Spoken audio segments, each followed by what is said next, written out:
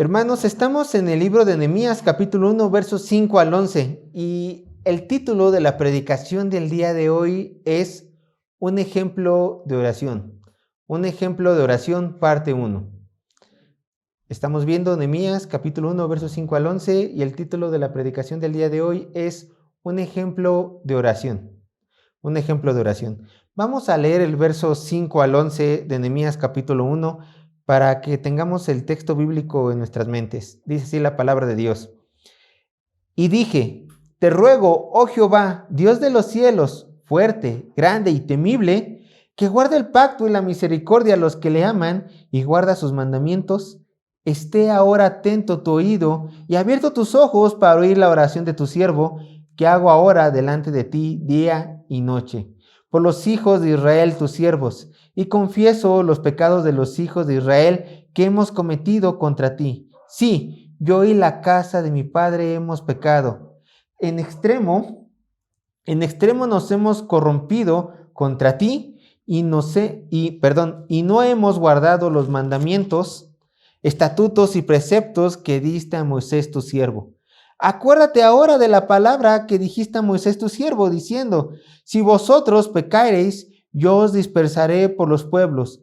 Pero si os volviereis a mí y guardareis mis mandamientos y los pusiereis por obra, aunque vuestra dispersión fuere hasta el extremo de los cielos, de allí os recogeré y os traeré al lugar que escogí para hacer habitar allí mi nombre.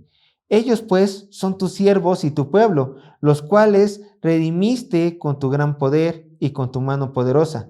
Te ruego, oh Jehová, esté ahora atento tu oído a la oración de tu siervo y a la oración de tus siervos, quienes desean reverenciar tu nombre. Concede ahora bien éxito a tu siervo y dale gracia delante de aquel varón, porque yo servía de copero al rey. Hermanos, en los primeros 4 versículos del libro de Nehemías pudimos presenciar cómo las malas noticias de la condición de los israelitas y de Jerusalén llegaron a oídos de este hombre de Dios llamado Nehemías, lo cual llevó al copero del rey a orar al Todopoderoso, reconociendo que si alguna ayuda les iba a llegar a los israelitas para poderlos sacar de ese gran predicamento, esta ayuda tenía que venir forzosamente de los cielos, forzosamente. Y déjenme decirles que, hermanos, todos nosotros somos muy, pero muy afortunados en estos momentos de la historia. ¿Por qué? Ahora sí, en estos momentos después del Antiguo y Nuevo Testamento. Porque dice la palabra de Dios que Nehemías oró a Dios.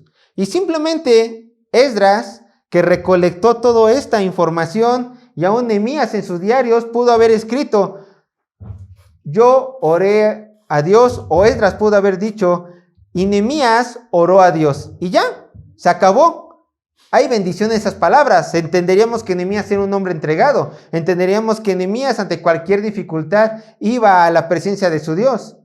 Pero el Espíritu Santo es tan bondadoso con todos nosotros que no solamente se limitó a escribir estas palabras, sino que nos muestra el modelo de oración que Nehemías hizo. No como una simple repetición como lo hacen los rezos católicos, sino como a grandes rasgos qué es lo que había en el corazón de Nehemías, y eso fue plasmado en este escrito. El clamor de Nehemías era, Dios, intercede por tu pueblo, intercede por todos nosotros. Y escribió Nehemías lo que había en su corazón, Esdras los plasmó, el Espíritu Santo lo perpetuó, y ahora nosotros tenemos un modelo de oración, un modelo más de oración. Y aunque tengo que decirles, esta oración, como ya se lo había comentado, no es extensa, no es lo que Nehemías oró todos los días y todas las noches, sigue siendo un gran modelo para todos nosotros. Y por esto nosotros vamos a ver el día de hoy 5 puntos esenciales que debe llevar una oración. 5 puntos esenciales que debe de llevar una oración de acuerdo con el modelo que encontramos en Nehemías. 5 puntos esenciales que debe de llevar una oración. Y el bosquejo se los presento de la siguiente manera. Punto número 1, exaltando la persona de Dios. Y esto lo encontramos en el verso 5. Exaltando la persona de Dios. Verso 5. Punto número 2 del bosquejo. Confesando los pecados a Dios. Y esto lo encontramos del verso 6 y el verso 7. Punto número 2. Confesando los pecados a Dios. Verso 6 y verso 7. Punto número 3.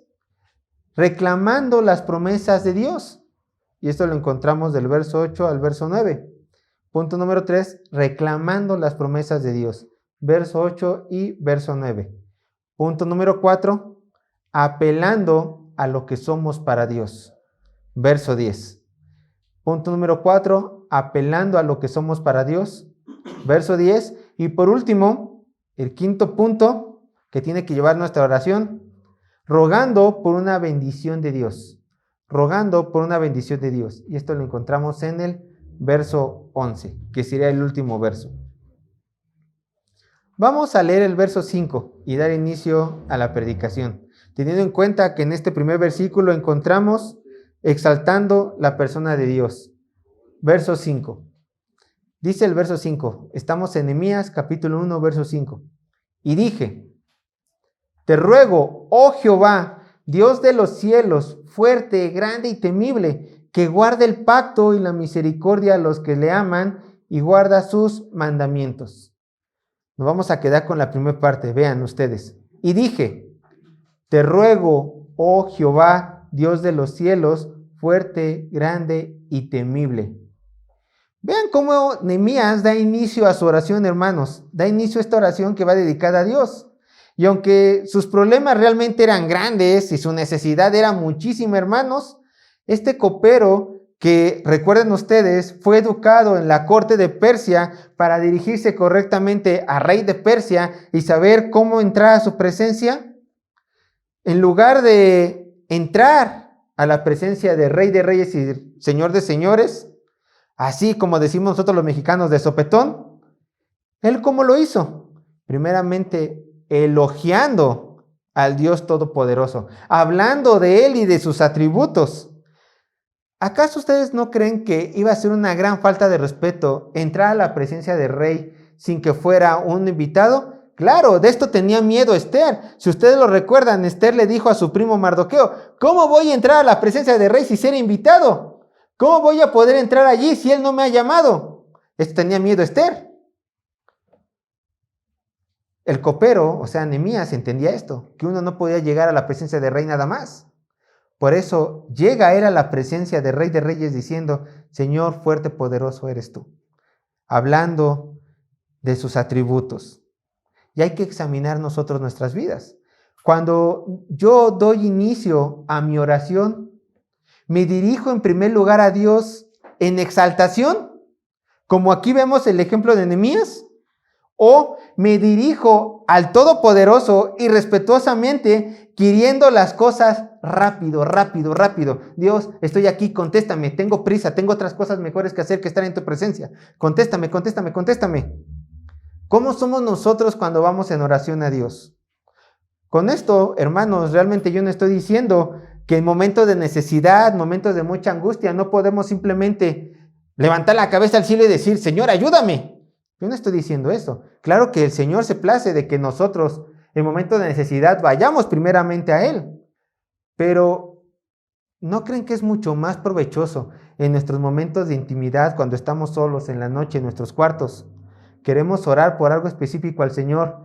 Simplemente cerrar los ojos, tomar aire y decir, igual que Nehemías, mi necesidad es grande, pero necesito llegar correctamente al Dios Todopoderoso. Padre, te ruego, como dice Jehová aquí en el verso 5, te ruego, oh Jehová, Dios de los cielos, fuerte, grande y temible, te ruego esto.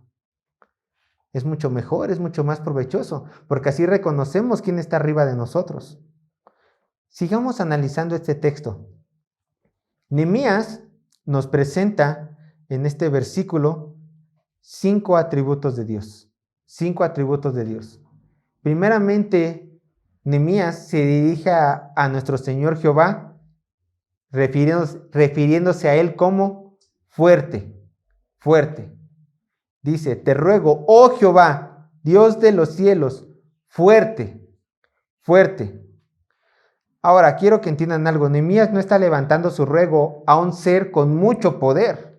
No lo está haciendo. Él está levantando su clamor, lo repito, al Todopoderoso. En medio de esta aflicción, él exalta la fuerza, el poder de Jehová. ¿Y por qué es importante recalcar esto? Porque recuerden, Nehemías estaba en una gran necesidad. Nehemías sentía un dolor en su corazón. Y él no iba a ir a una persona, a un ser débil, diciendo, a ver si me ayudas, a ver si tienes la capacidad de ayudarme. No, él iba con la persona, con el ser que realmente le podía ayudar, con su Señor. Señor, fuerte, te suplico de todo corazón que me ayudes en esta gran necesidad. Y con eso el copero de rey, ¿qué está haciendo? Exaltando su fuerza, diciendo, en ti y solamente en ti he colocado mi fe. Tú eres el único que me puede ayudar. El único. ¿Por qué? Porque, si ustedes recordarán, Nehemías era gran estudioso de las Escrituras. Él entendía estas siguientes palabras, dichas por Jeremías. Vayan conmigo a Jeremías capítulo 32, verso 27. Jeremías capítulo 32, verso 27. Jeremías capítulo 32, verso 27.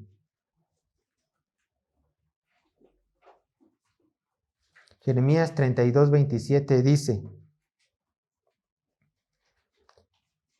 la palabra de Dios, he aquí yo soy Jehová, Dios de toda carne, y lanza la pregunta, ¿habrá algo que sea difícil para mí? Dice el Señor, ¿habrá algo que sea difícil para mí? Y obviamente la respuesta es, no, no hay nada imposible para Dios. No hay nada imposible para nuestro Dios. No hay nada imposible para este Dios de cual Nehemías se acercó. Déjenme decirles algo de este ser todopoderoso al cual nosotros también adoramos.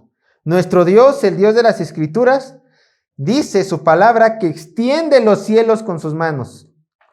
Nuestro Dios, en tiempos de Moisés, cuando estaba siendo a punto de ser alcanzado por el ejército del faraón, para ayudar a su pueblo, ¿qué fue lo que hizo?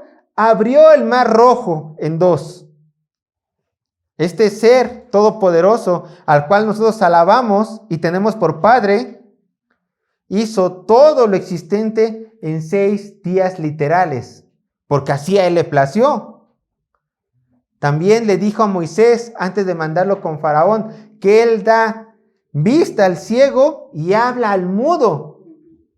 Nuestro Dios también, si nos adelantamos a la época de Moisés y llegamos en tiempos de Daniel, nuestro Dios impidió que 3 hombres, Sadrach, Mesach y Abednego, murieran por fuego al no negar a su Dios. Aunque estos hombres también dijeron al rey de aquel entonces, si hemos de morir, que muramos, pero nosotros no vamos a negar a nuestro Señor. Pero quiero que vean a este Dios fuerte. ¿Por qué es necesario que nosotros vengamos alabando a Dios en primera instancia cuando iniciamos nuestra oración? 1, para exaltar su poderío, para exaltar su persona. Y 2, para nuestra propia ayuda, para recordarnos a nosotros mismos a quién le estamos orando. Recuérdate a ti mismo a quién le oras. Recuérdate a ti mismo en quién estás depositando tu fe. Dice Nehemías, Dios fuerte, a ese tú le estás rindiendo cuentas. A ese árbol, como decimos los mexicanos, nos estamos recargando en medio de nuestras debilidades. Y también dice Nehemías, dice fuerte y ahora dice grande. Dios grande. Y con esta afirmación, Nehemías está colocando a nuestro Dios en el lugar que le corresponde. ¿Cuál es el lugar que le corresponde a nuestro Señor? Arriba de toda la creación. De hecho, lo dice antes, lo dice, Dios del ¿qué? Dios del cielo, oh Jehová, Dios del cielo, fuerte, grande. Es lo mismo, Dios grande, Dios del cielo, colocándose arriba de toda la creación. Recalcando con esto, Nehemías, Dios, no hay autoridad arriba de ti, no hay gobernante por encima de ti, No hay monarca superior a ti en ningún reino de la tierra, porque tú eres grande y estás arriba de todas las personas y de todos los seres, exaltando con esto la gloria de nuestro Dios. ¿Por qué es necesario resaltar la gloria de nuestro Dios? Porque es una realidad. Dios es glorioso, creamos en esto, no creamos en esto, porque Él tiene dominio sobre todas las cosas. Acompáñame a Primera de Crónicas, capítulo 29.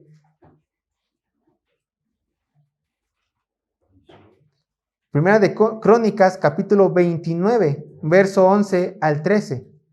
Primera de Crónicas, capítulo 29, verso 11 al 13.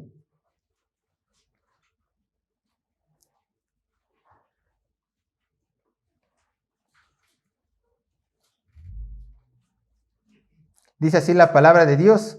Primera de Crónicas, capítulo 29, verso 11 al 13. Está en los libros históricos del Antiguo Testamento. Dice así la palabra de Dios. Escuchen. Tuya es, oh Jehová, la magnificencia y el poder, la gloria, la victoria y el honor, porque todas las cosas que están en los cielos y en la tierra son ¿qué? Son tuyas. Tuyo, oh Jehová, es el reino y tú eres excelso sobre todo. Las riquezas y la gloria proceden de ti y tú dominas sobre todo. En tu mano está la fuerza y el poder y en tu mano el hacer grande y el dar poder a todos.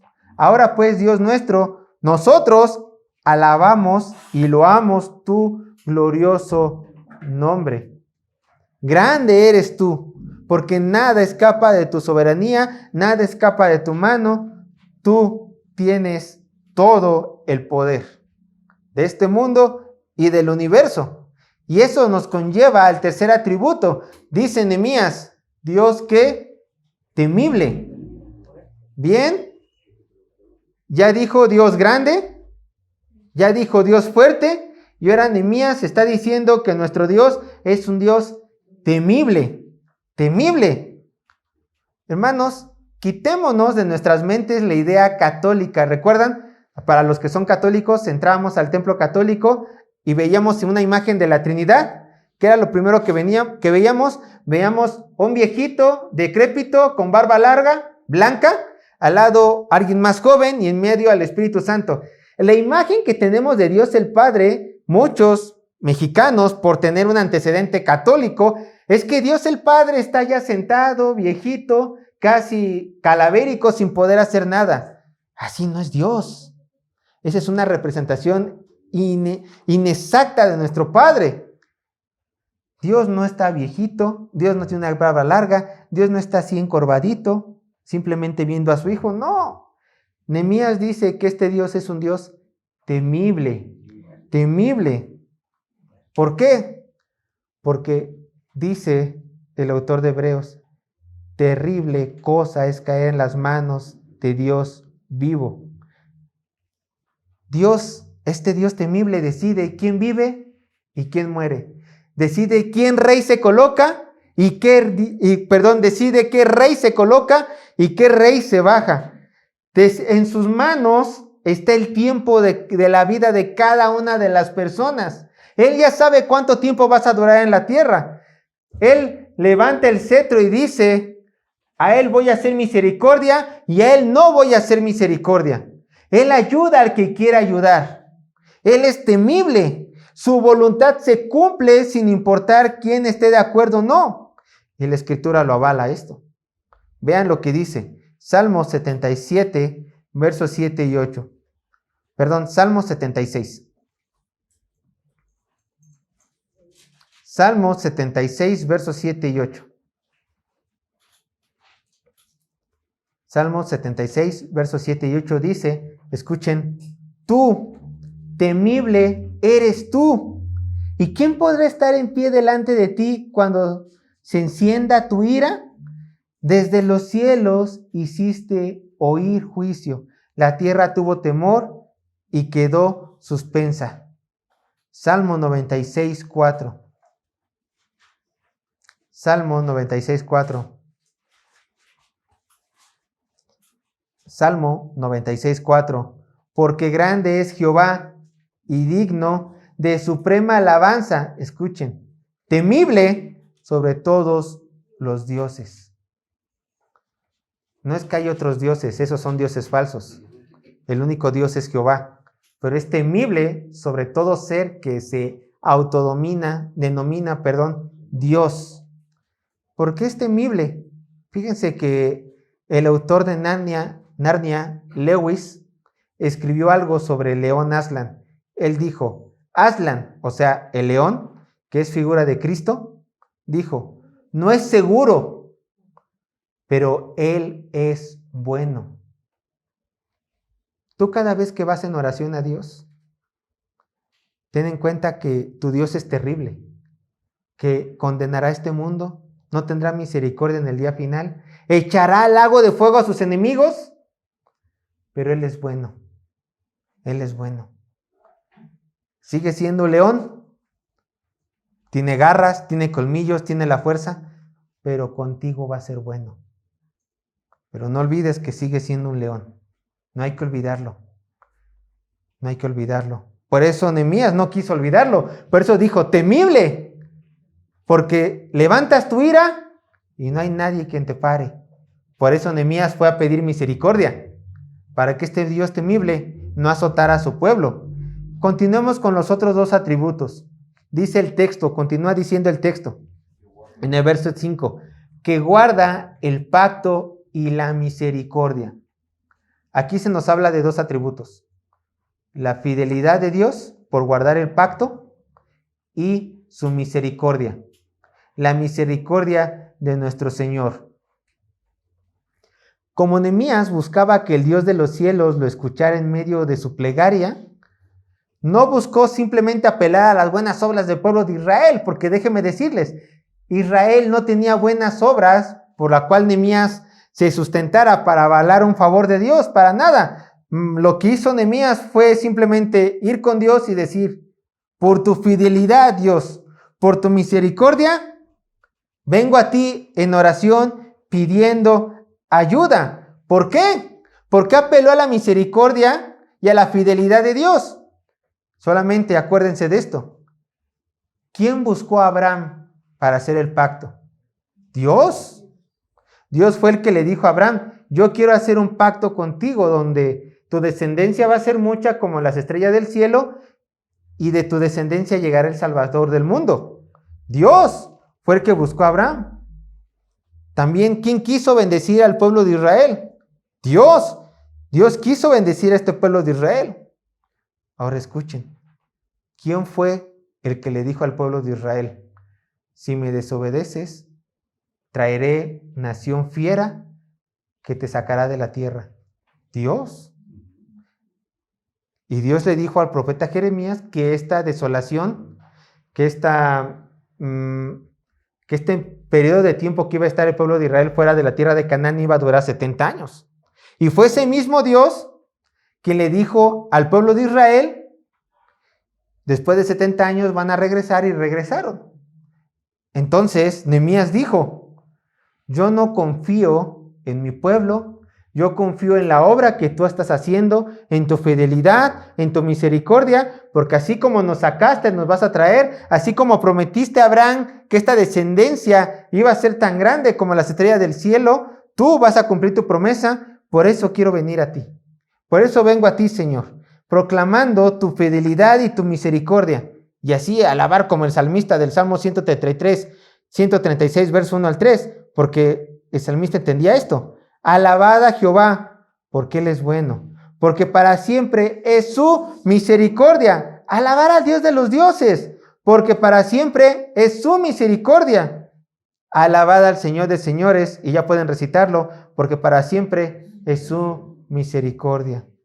Señor, ten misericordia de cada uno de nosotros, porque tú fuiste el que primeramente nos escogió. Tú fuiste el que nos dijiste que nos ibas a levantar el castigo. Ten misericordia de nosotros, porque así eres tú, fiel a tu palabra, al pacto que hiciste con Abraham y misericordioso a causa de nuestra desobediencia. Ayúdanos. Pero hay una condicionante. Dios es fiel y misericordioso. Nadie lo puede negar. ¿cierto? Ninguno de los que estamos en esta sala lo puede negar, pero solamente misericordioso y fiel para unas cuantas personas. Dice el texto, vean lo que dice, seguimos en el verso 5.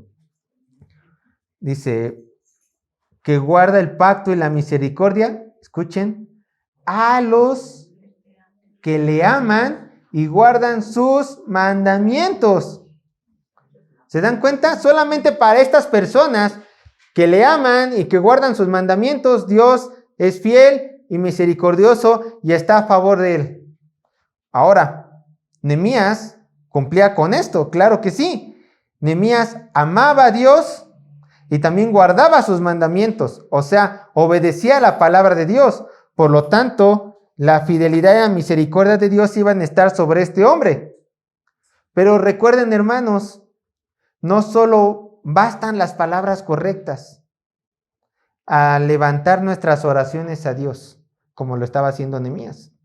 También es necesario un corazón limpio de culpa, por supuesto, y un amor profundo a Dios si es que queremos que nuestras oraciones sean recibidas en los cielos y que tengan una gran respuesta, por supuesto. ¿Por qué? Porque déjenme decirles, hermanos, que si tú oras a Dios en pecado, sin amarlo a Él y sin el más pequeño interés por obedecer su palabra, Dios no te va a escuchar. Es más, puede ser que Dios ni siquiera en estos momentos te esté escuchando porque hay pecado en tu vida.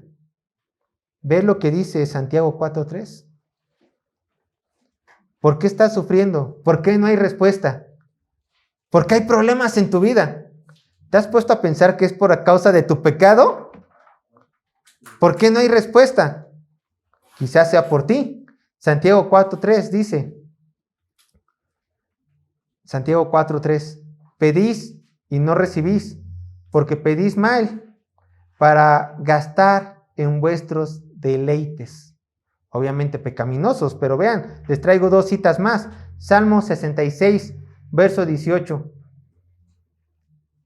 Salmo 66, verso 18.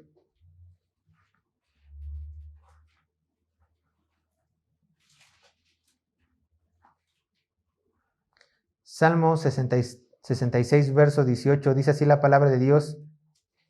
Escuchen, si en mi corazón hubiese yo mirado a la iniquidad, el Señor no me habría escuchado. Si tú estás mirando pecado, si estás jugando con pecado, si estás viviendo en pecado, el Señor ¿qué? No voltea a ver tu oración, no te voltea a ver a ti. Y vean lo que dice Juan capítulo 9, verso 31. Evangelio de Juan capítulo 9, verso 31.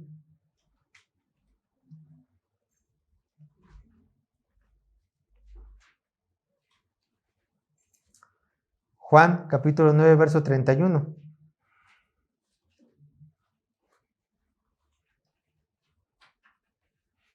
Dice así la palabra de Dios. Y sabemos que Dios no oye a los pecadores. Fuerte, ¿no? Y sabemos que Dios no oye a los pecadores. Pero si alguno es temeroso de Dios y hace su voluntad, ¿a ese qué? Oye.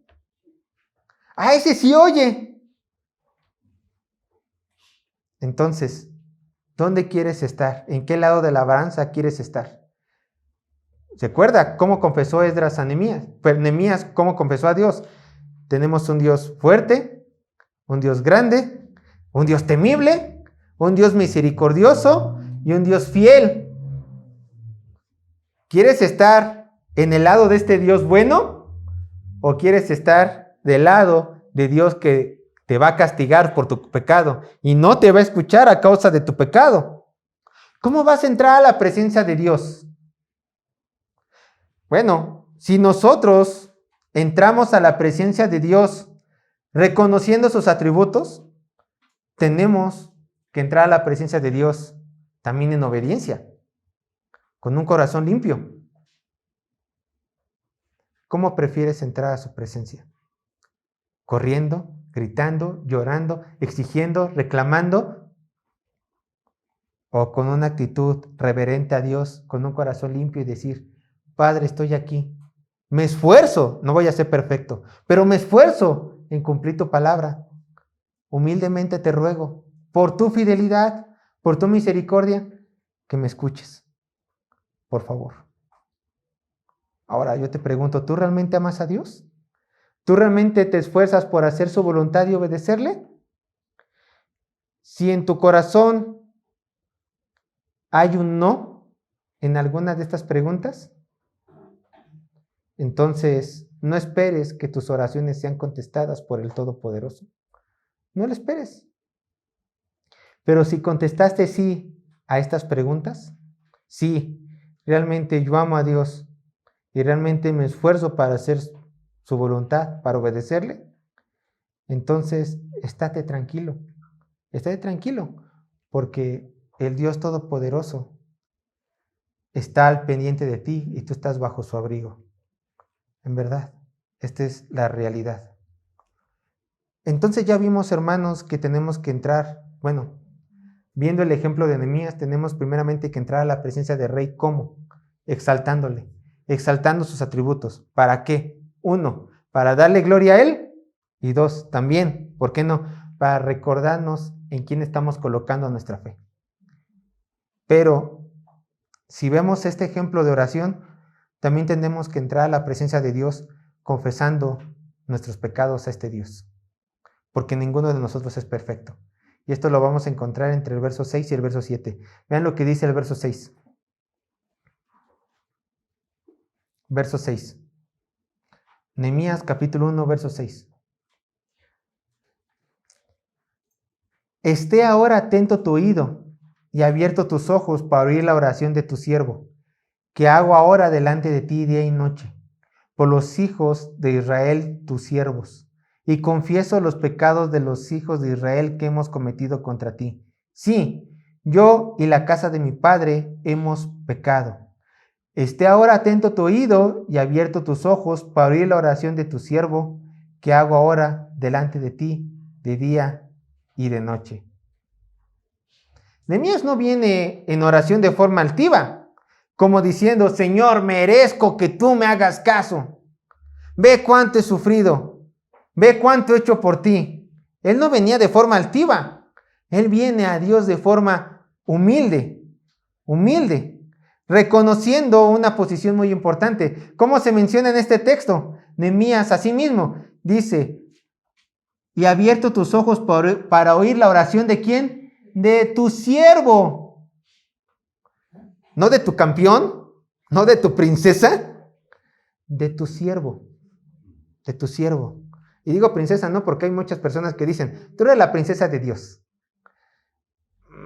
Sí, pero que no haya soberbia en tu corazón, ¿no? Tú eres, te voy a decir, mujer, tú que eres de Dios, su esclava.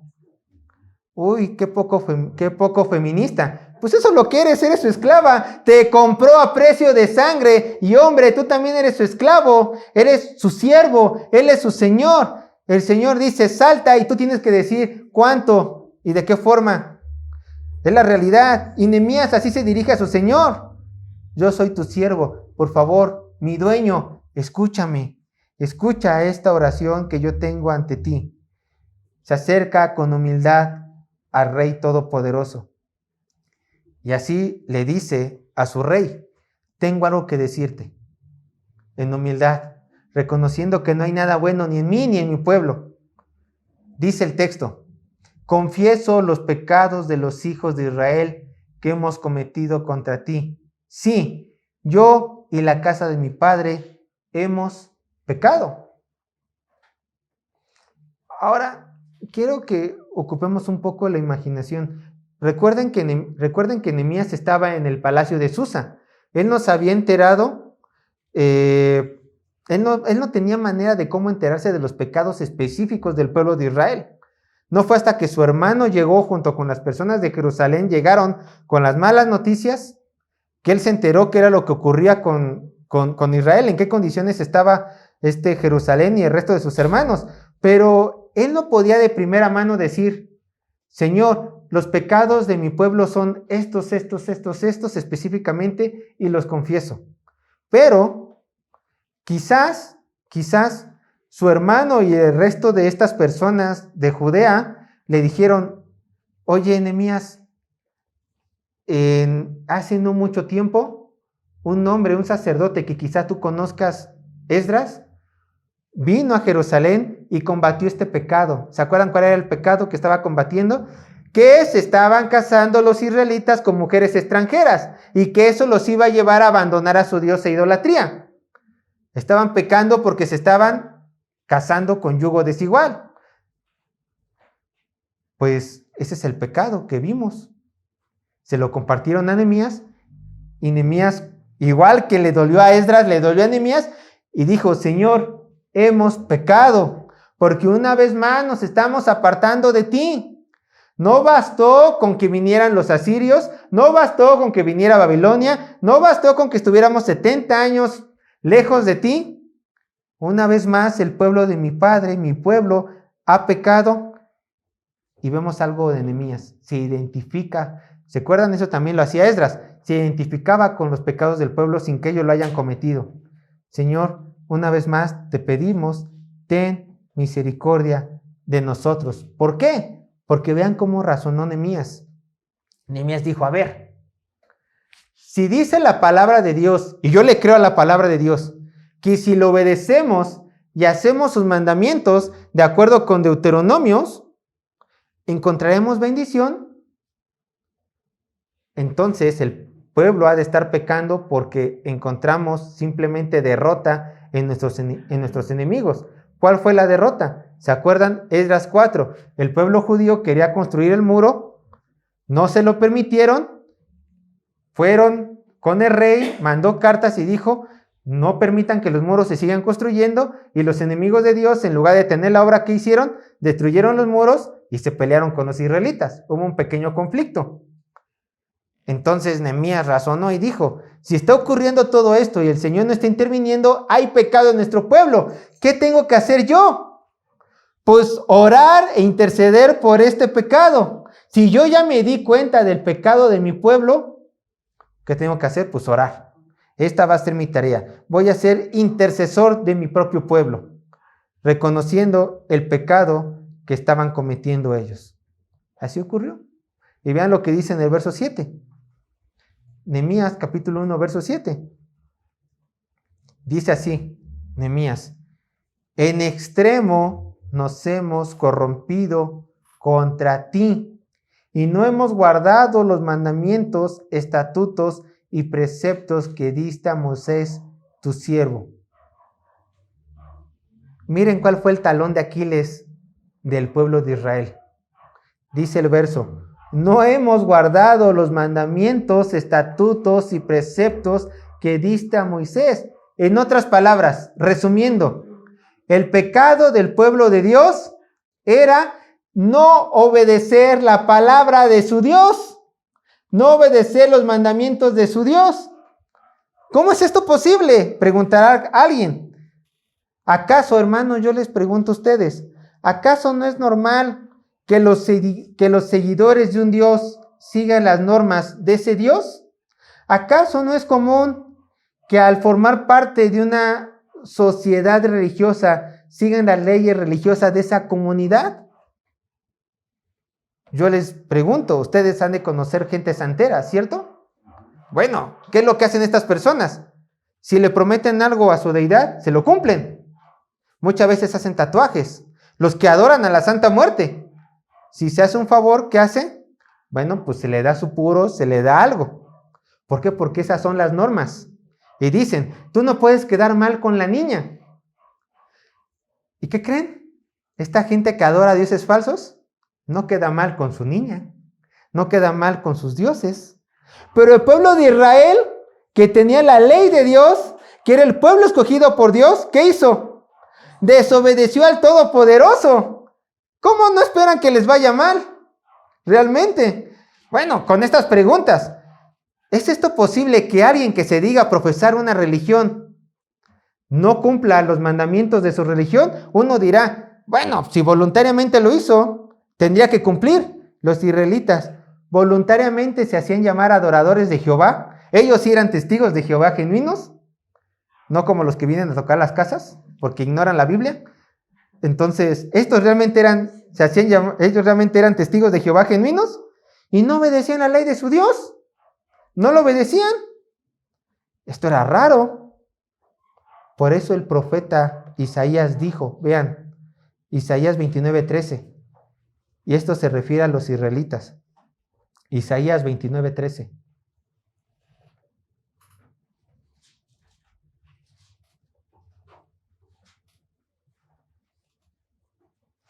Isaías 29:13. Dice pues el Señor, porque este pueblo se acerca a mí con su boca y con sus labios me honra. Ya lo vimos, estaban cada rato diciendo, Señor, Señor, Señor. Escuchen, pero su corazón está lejos de mí y su temor de mí no es más que un mandamiento de hombres que les ha sido enseñados. ¿Por qué los israelitas no obedecían los mandamientos de Dios? Porque no amaban a su Dios y no le interesaban obedecerlos. No les interesaba. ¿Por qué? Porque aquí lo dice Isaías, porque su corazón estaba lejos de su Creador. Cualquiera se puede llamar adorador de Dios, pero solamente un genuino adorador de Dios hace la voluntad de su Señor. Nada más. Y de hecho, el pueblo judío había demostrado desobediencia y rebeldía constante desde el momento que lo sacaron de la tierra de Egipto. Ya no tenemos comida. Ay, mejor nos regresamos al pueblo de Egipto, aunque hayamos sido esclavos allí. Rebeldía constante. Y estos israelitas pecaban en contra de su Dios, a pesar de que en muchas ocasiones Dios les mostró su amor.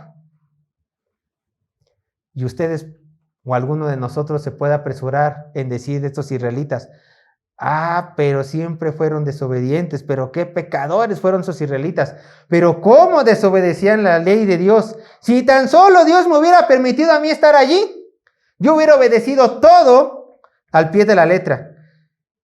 No vayas tan lejos, hermano, hermana, tan santo. ¿Ahorita estás viviendo la voluntad de Dios como Él quiere que la vivas? Porque si te apresuraste a juzgar a los israelitas, puede ser que estés viendo la paja del ojo ajeno y no estés viendo la gran viga que tienes en el tuyo. Los israelitas fueron puestos en la Biblia como ejemplo de lo que nosotros no tenemos que hacer y de lo que nosotros podemos llegar a hacer en pecado. Yo te pregunto a ti, ¿vives en pecado? ¿Vives en pecado? ¿Te identificas como el pueblo de Israel que simplemente vienes a la iglesia, dices que amas a Dios, pero no hay un genuino sentimiento de amor profundo hacia tu Señor? Y a lo mejor tú me puedes decir, Sergio, mira, yo amo a Dios, yo amo a Dios, yo amo a Dios. ¿Lo ves? Lo dije, pero ¿lo vives? ¿Lo estás viviendo? Porque si no serás igual que estos israelitas, que confiesan a Dios, pero no lo viven en su corazón. Y así el Señor no quiere eso de ti. No lo quiere. Ahora, si tú eres como estos israelitas, que has vivido en pecado y tras pecado, y quieres arrepentirte, hay buenas noticias. Tienes un Dios bueno, que dice, yo lo leo, 1 de Juan capítulo 1 al 9. 1 de Juan capítulo 1 verso 9, dice así: si confesamos nuestros pecados, Él es fiel y justo para perdonar nuestros pecados y limpiarnos de todo mal. Él puede perdonarte si tú quieres. O también encontramos la misericordia de Dios en el Antiguo Testamento. Vean lo que dice, Segunda de Crónicas, capítulo 7, verso 14. Segunda de Crónicas, capítulo 7, verso 14.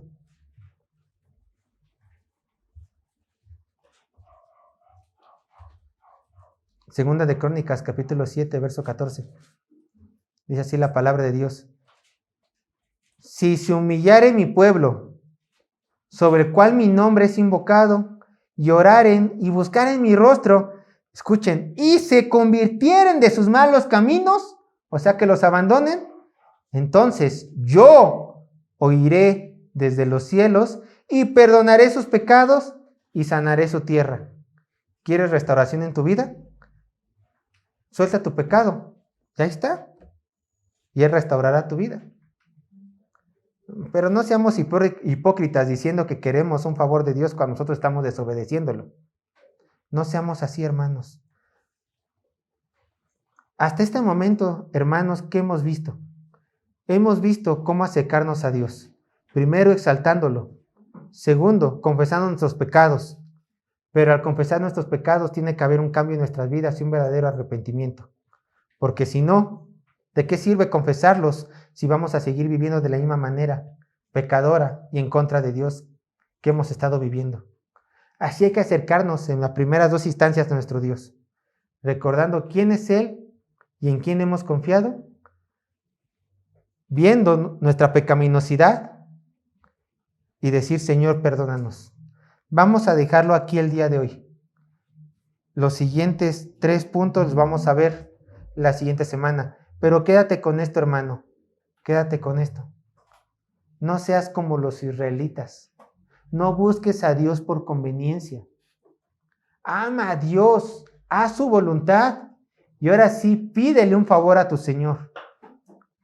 Pero abandona el pecado en el cual estás. Y si vas a decir que le sirves, sírvele. No seas como estos hombres. No seas como estos hombres que decían que le seguían y a la primera la abandonaban ante el primer Dios que simplemente le hacía llover un día. No hagan esto. Oremos al Señor.